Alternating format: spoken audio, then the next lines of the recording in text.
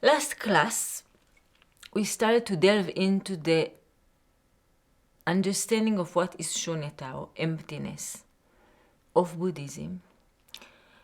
And we reflected on Prabhuji's words that showed us that what we currently typically relate to as non-existent, what is empty, what is between all the things, all the names, all the forms, all the people, what we cannot see, what we cannot grasp, touch, explain, in fact is not absence, but presence. Prabhuji explained to us that in the East, this understanding is much more rooted. It's much more existing in people's consciousness. The understanding that emptiness or nothingness is significant. That the quiet space in us and in life is not irrelevant, but it's a source of power, of beauty. So we understood this emptiness, in fact, is presence. This is one aspect of shunyata. Today we're going to look at another aspect that I think is even more difficult to grasp. And it's that what we consider existing, not the emptiness, but the objects, the elements, the people, the items, in fact, in essence, do not exist. In other words, this pen, in essence, I see a pen, I touch, I use it, it does not exist. Ultimately, it's nothing. And again, I think this is even more difficult to grasp, but we are going to look at it in today's class through Prabhuji's words. Imagine a kitchen knife made of a wooden handle and a sharp steel blade. With use, the handle breaks and we replace it. After a few years, the blade wears down and we buy a new one. Although we have replaced each of its parts, we still think of the knife as the same object. But would you say that it is the original knife? So Prabhuji gives us here the example of a knife, and we brought a knife to try and illustrate. So we have this entity. What Prabhuji tells us? What is this entity? It has a shape, it's different composition, different composites, ingredients, parts. It has wooden handle, it has a blade. But when I bought this knife 5 years ago, it had a different handle. And I replace it. So this is not actually the original one that I had. And this blade also got damaged. I had to replace it. So it's a new blade. So we have here many questions now. Is this knife the original knife? For sure not. But I consider it the same entity because in my mind I hang on to an entity that I call the knife and I use it for a specific purpose. I even have, let's say, the same location, and I used to do the same. I have a particular habits of making my salad every day with this knife. I have some ideas in my mind that are connected to this entity. The original knife does not exist anymore because it's a new knife. So where is the original knife? Only in my mind. But where is the current knife? Also only in my mind. Because similarly, it's just a bunch of elements put together that can be disassembled and recreated. The only durable existence, relatively durable, we still speak about the relative word, is in my mind that hang on to a specific entity and attributes to this entity and existence. The knife. Existence with a name. We give it a name and it has a picture. I see a knife in my mind. This is a picture. Similarly to this knife that it's different elements change over time and still we attribute to its existence the same perception, is each and every entity in this world. Everything is constantly changing, made of different elements that are constantly changing. If we think about our body, it's an entity that is constantly going through major changes. If we look at a person that goes from being a baby to an adult to an old person, etc., we see major changes in size, in composition, etc. Yet we perceive it in our mind as the same body. We don't think about it as different bodies, but in fact it's constantly changing elements. But we give it a name and a picture and an idea that is the body. If you think about rivers, another good example, what is the river? It's a flow of water in a specific location, specific shape, we call it a river. We even more particular names that we give, have more particular names that we give to rivers. So, for example, the flow of 315-mile water in New York and New Jersey from the north to the south through the Hudson Valley that drains into the Atlantic Ocean, we call it the Hudson River. We have a name. This name is a reference because if you want to drive there, we need a name. If you want to go there, we need a name. But there is no Hudson River in the Hudson River. And there is no river in any river. It's only flow of water. The knife is not made of knife atoms. It has no essence of a knife. It's just a picture, an idea that we give to this specific entity in a specific time that we can refer to. This is true to anything and everything, Buddhism tells us. When it speaks about shunyata, this is true to each and every entity, including human beings. Another good example to understand this fascinating truth that this world is mental creations. It's so difficult to grasp it. When we hear about it from Shankara and different enlightened beings, this world is all an illusion. It seems like some kind of interesting theory, but if we go ourselves with not a lot of thinking, we can get to this conclusion that really we cannot speak about any entity that is existing in an intrinsic way, that has an essence of its own.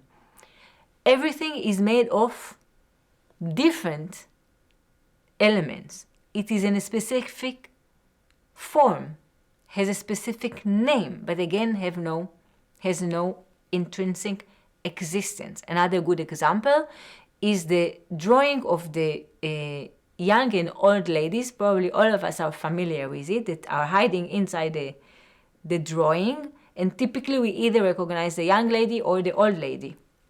Let's think what happens there. The paper is just two-dimensional object. It has on it some drawing, typically in just one color of a pen. And we may not see anything at first, or we may see just one picture. But once we suddenly discover a picture that was hidden before for us, what happens there really? The paper did not change. The reality did not change. But our mind put enough data together to form a picture. Then we created, suddenly appeared the old lady. We created it in our mind because we had enough data to form this picture. But when we form this picture, an abstract reality, without names, without forms, very detailed, consolidated into an image. So this tool that is our mind is very useful to simplify, to summarize, to communicate, to interpret, to create so many wonderful creations. But it is not delivering to us the ultimate reality. an authentic and direct experience.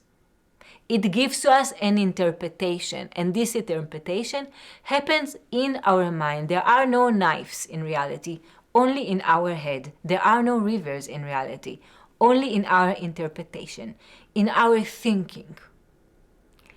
And the beautiful thing with this tool is that we can also disassemble and recreate pictures. Religions tell us, and existentialist philosophers tell us, and many more individuals tell us, we have the mental power to recreate our life, because our life is pictures, is stories. We can disassemble these stories and recreate new stories, recreate new pictures. If we have a bad picture, we can make a nice one. If we have godless reality, we can make a holy story. But if we want to find in this world some substantial, everlasting, ultimate reality, we will never succeed. This is mission impossible. Furthermore, does that knife really exist, or is it just a mental concept? A few years ago, the handle was part of a tree, which in its turn had been only a seed, nourished by water and nutrients. Neither the blade existed. It was metal buried in the depths of the earth. Both elements have a temporal existence and constantly change.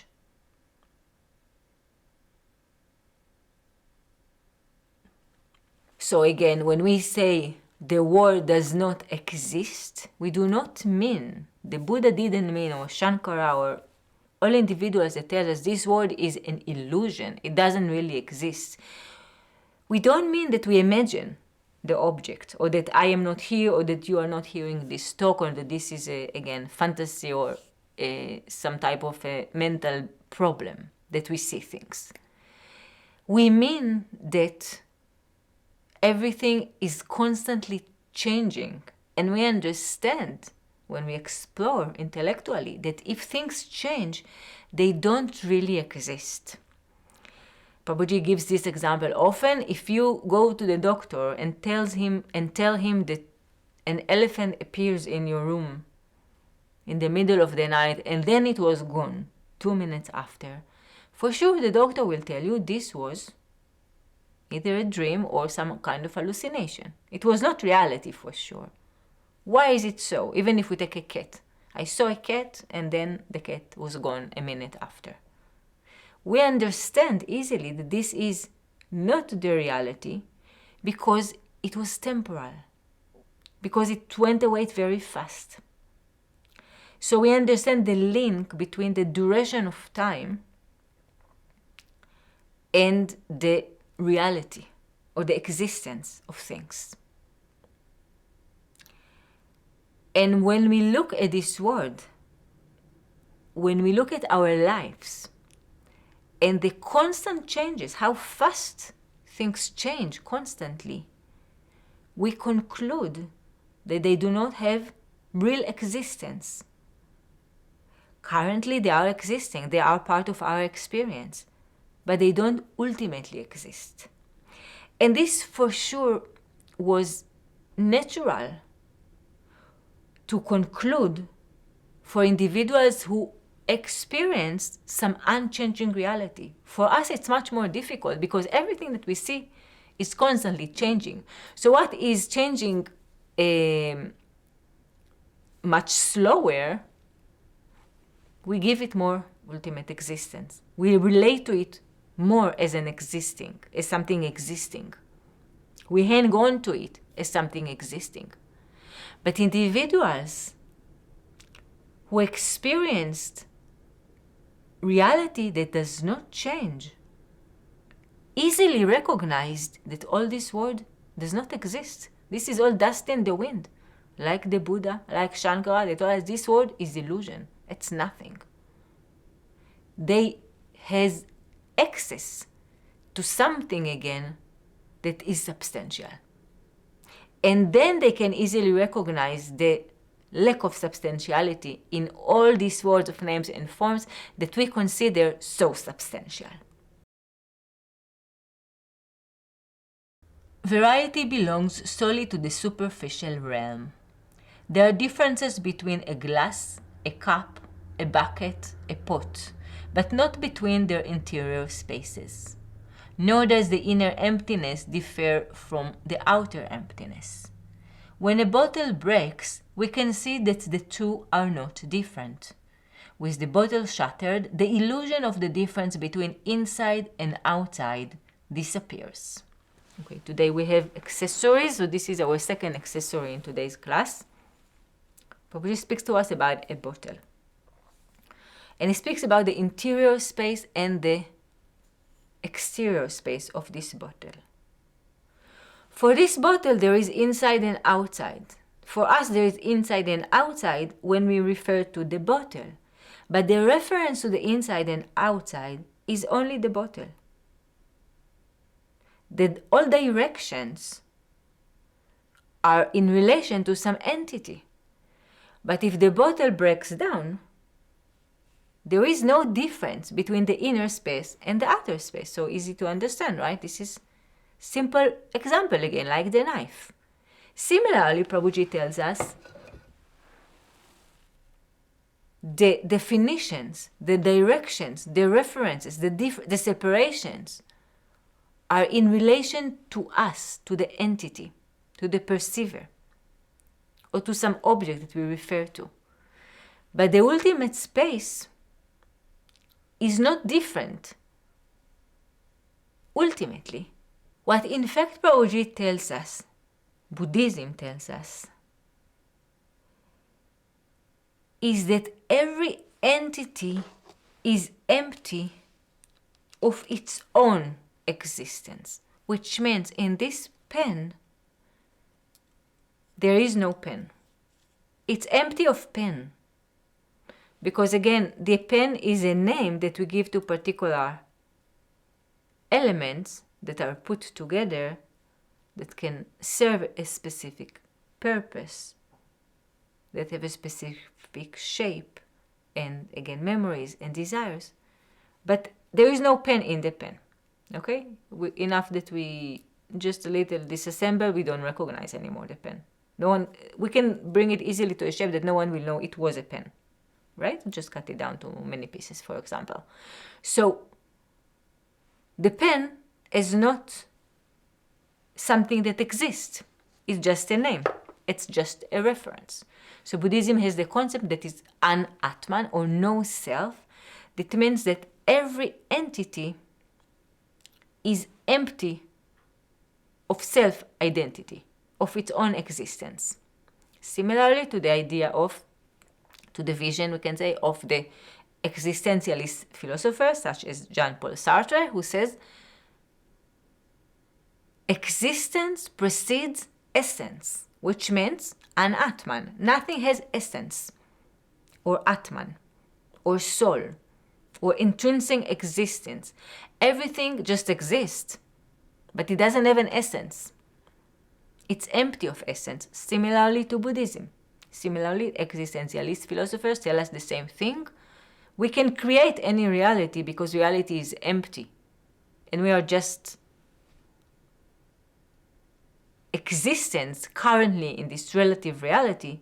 But because in reality everything is empty of existence, we can recreate our reality in the way that we desire.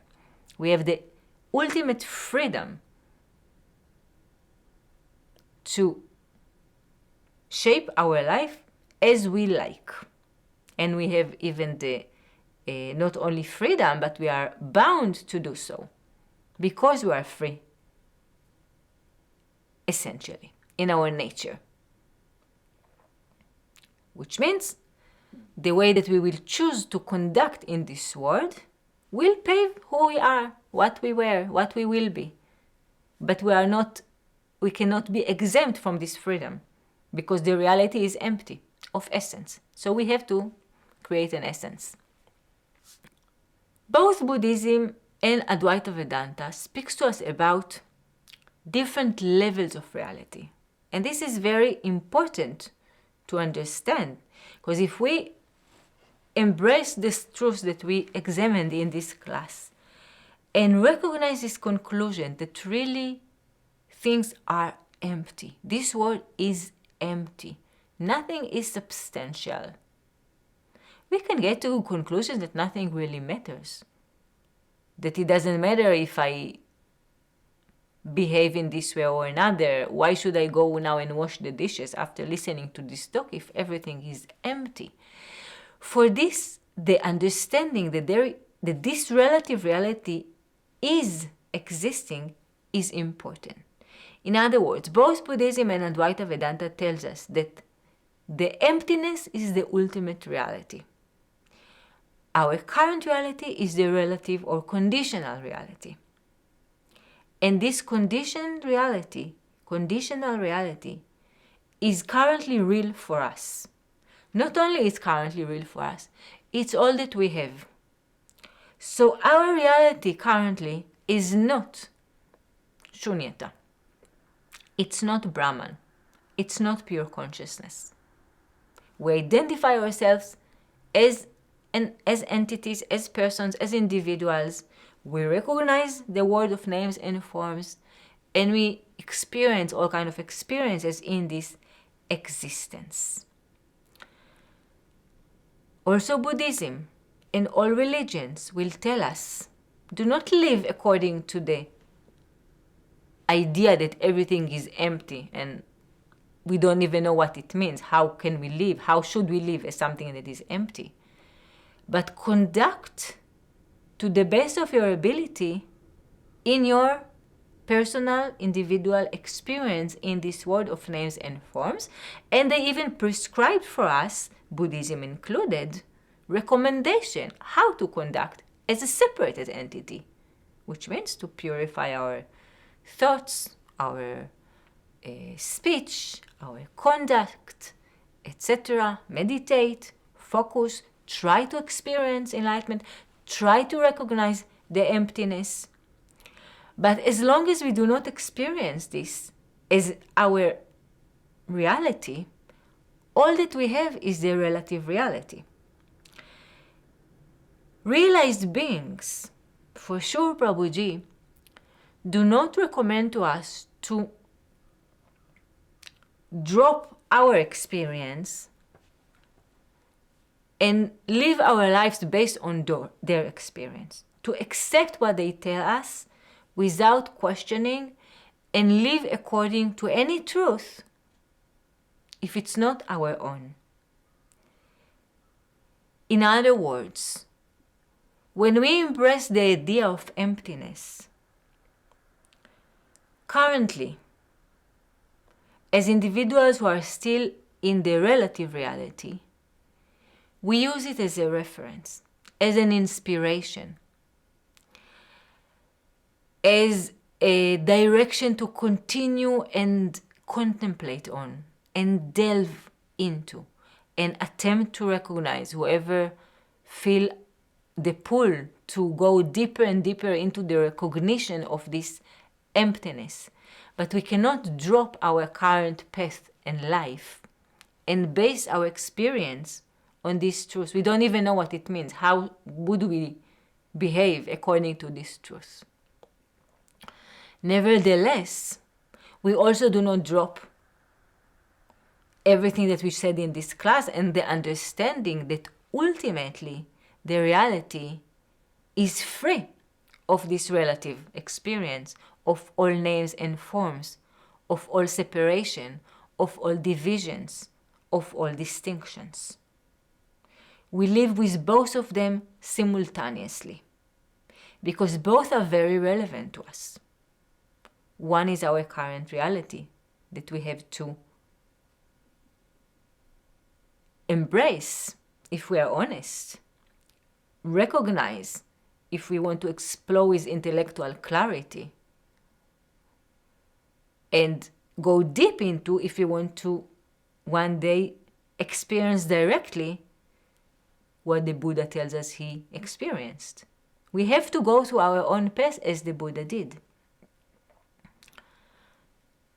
At the same time, we use this ultimate truth that gives us so much inspiration and beauty, and sometimes sound to us more appealing to us, more relevant to us than our current relative reality, because we recognize the truth in it, either intellectually or experientially. We feel it. And then we continue to explore in it simultaneously as well. Both are very relevant to us spiritual seekers. So let's summarize. Relative reality versus ultimate reality. We explored in today's class that this world of entities, of names and forms, do not exist in essence. And we proved it intellectually. So let's summarize. The first distinction between the relative reality and the ultimate reality is that the relative reality is mental perceptions. In other words, everything is made of thoughts. There's no entity that we can refer to if we don't think about it. It's a thought.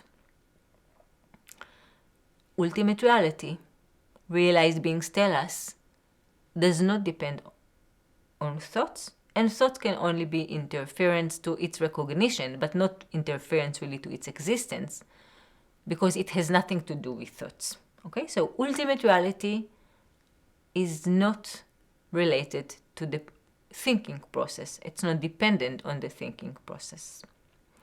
The second point is that the relative reality is perceived through the senses. We have to see it, to touch it, to hear it, etc. Ultimate reality is not perceived through the senses. Okay? It is perceived directly. The third distinction is that the relative reality, all entities constantly change. It's ever dynamic, ever changing. There is nothing in this relative reality that we can say that is stable. Everything constantly changes. Ultimate reality is unchanged. It's free of time. It never started and it will never end because it's outside of the realm of the time. It's ultimate. The fourth point is that the entities in this world, each and every entity is interdependent. It's connected to a different entity. When we speak about the ultimate reality, we speak about completely independent existence.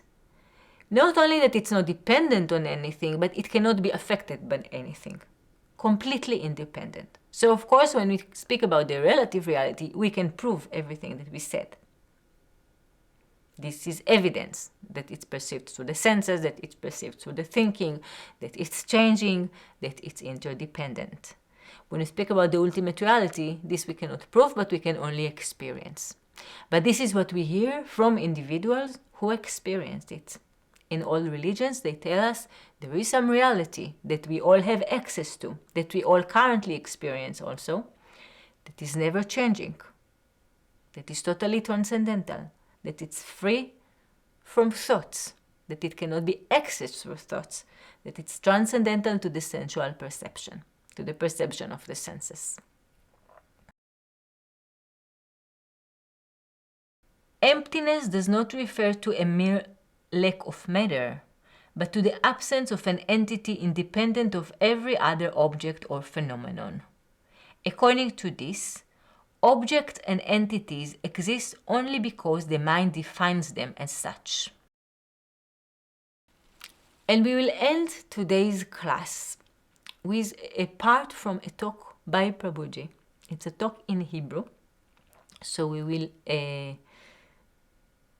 read the subtitles, where he speaks about the importance of the silence in our life. A very fascinating talk.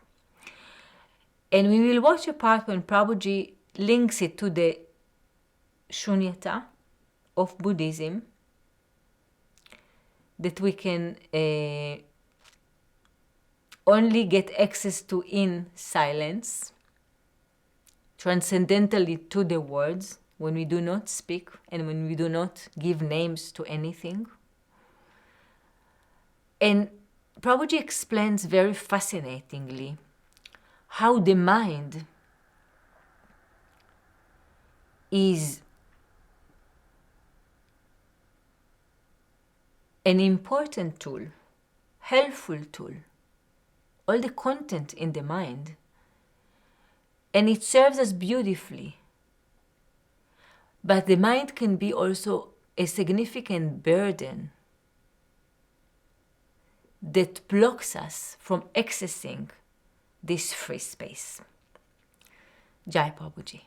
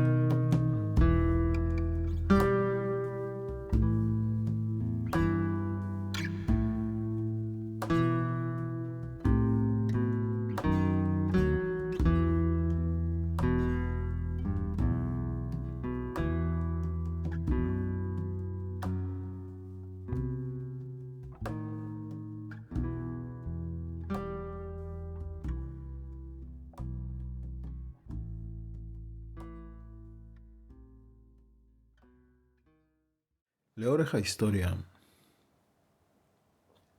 הדואליות הזו בין ההכרה לשתיקה הייתה נושא מרכזי במסורות פילוסופיות ורוחניות שונות. לדוגמה, בהינדואיזם ובבודהיזם אנחנו מוצאים דגש מתמיד על הצורך להתעלות מעל לרעש של ההכרה, כדי להגיע להבנה עמוקה יותר של העצמי. פטנג'לי מהרישי אומר לנו ביוגה סוטרות שלו, יוגה צ'יטה בריטי נירודה. יוגה צ'יטה בריטי נירודה. במילים אחרות, יוגה, המצב של יוגה, של ייחוד, היא הצירה של התפקוד המחשבתי.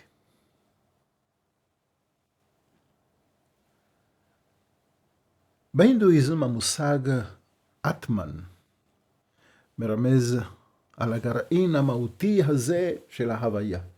ובבודהיזם המונח שונייתה מצביע על ריקנות שהיא לא העדר אלא מלאות ראשונית. שתי המסורות, למרות הניואנסים השונים שלהן, מצביעות על אמת משותפת. המהות לא נמצאת ברעש ההכרתי, אלא ברקע השקט שמקיים את כל השאר. עכשיו, מה זה אומר מבחינה מעשית? תחשבו על ההכרה כעל מעין ספרייה עצומה.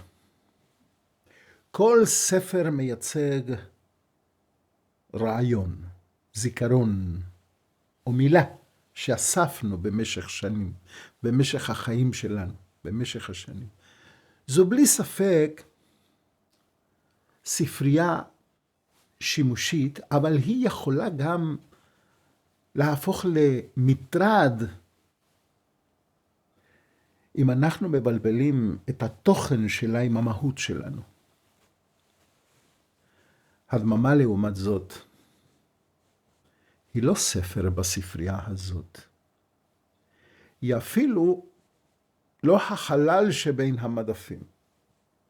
הדממה היא המרחב שמאפשר לספרייה להתקיים.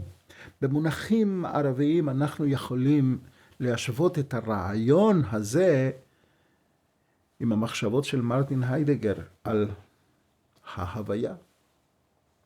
עבור היידגר, העצמי האותנטי לא נמצא במבנים התועלתניים של השפה היומיומית, אלא בשתיקה האונתולוגית שמתגלה כשאנחנו מניחים בצד את הסחות הדעת הארציות.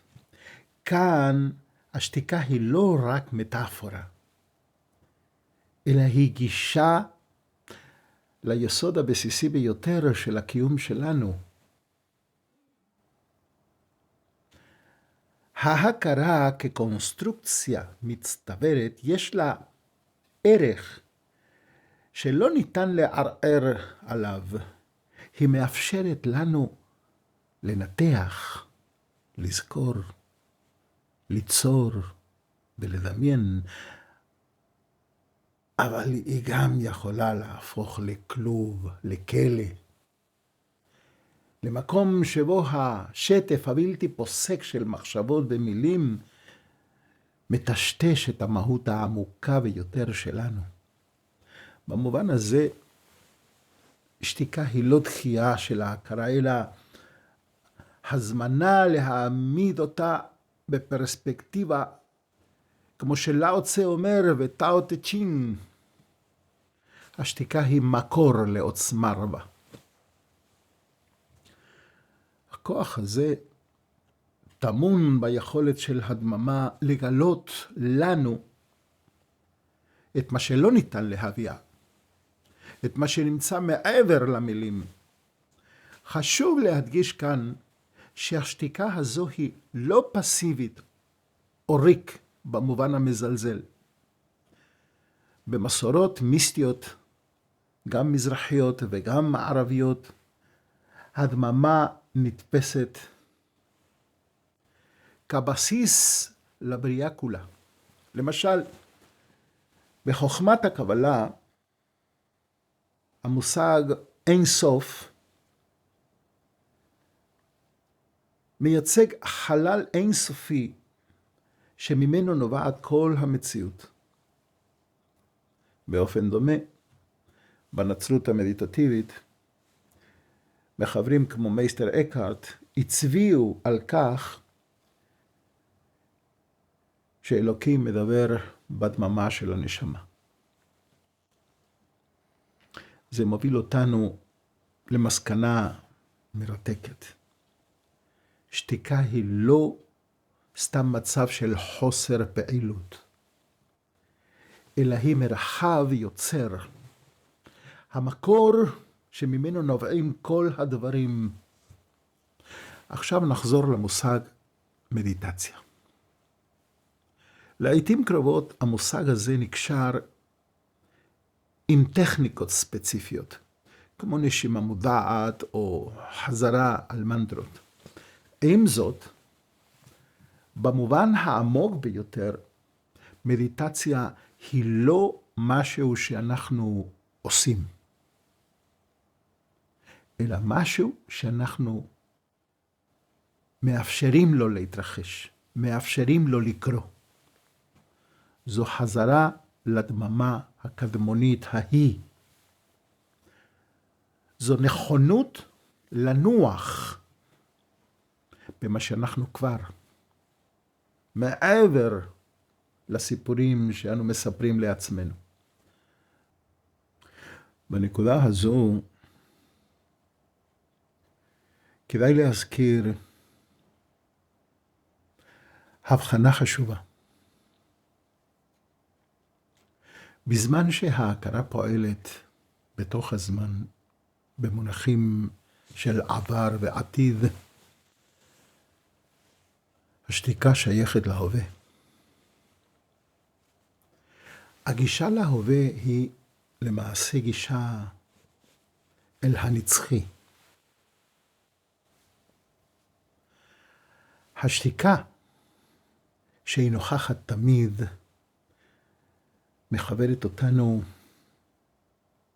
עם אותו מימד של על זמניות שעומד בבסיס של כל חוויה.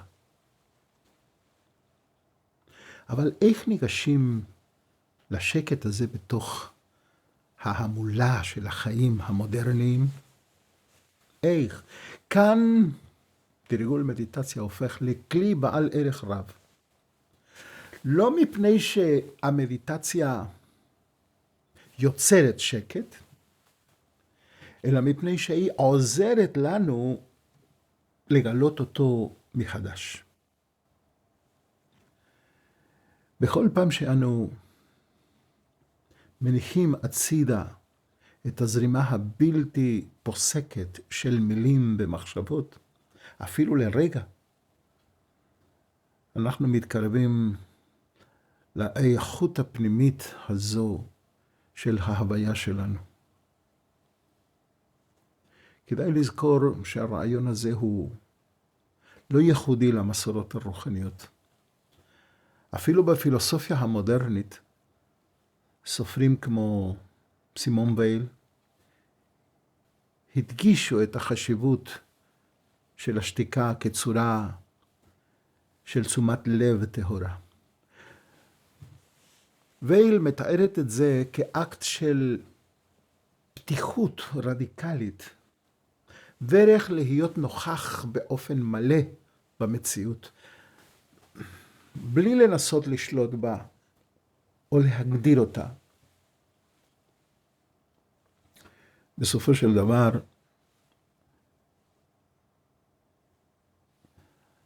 המפתח הוא להכיר בכך שהשקט הוא לא משהו שאנחנו צריכים להשיג, אלא משהו שכבר קיים כאן. זהו הרקע לכל מה שאנחנו עושים. ההכרה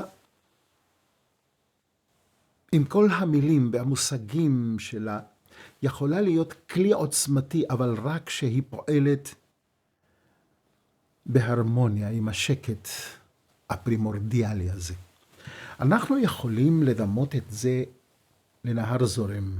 ההכרה היא הזרם, תמיד בתנועה, תמיד משתנה.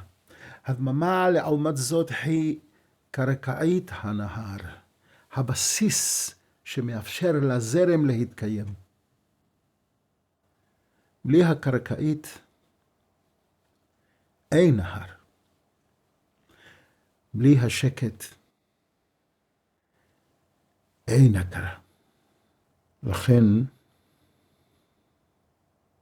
בסופו של דבר,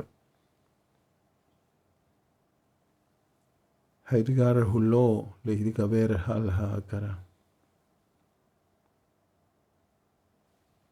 לא לדחות את המילים שלה, אלא ללמוד להקשיב לדממה שמקיימת אותן. שם תמונה המהות האותנטית ביותר שלנו. אותה איכות בלתי משתנה, שמתעלה מעבר לסיפורים ולשמות, ושמלווה אותנו מאז ומתמיד. בדממה אנחנו מוצאים את שורש כל המילים ומקור כל הדברים. זהו המקום שבו הזמן עומד מלכת והעצמי העמוק מתעורר. שם, בדממה הזו, מתגלה המסתורים של מה שאנחנו.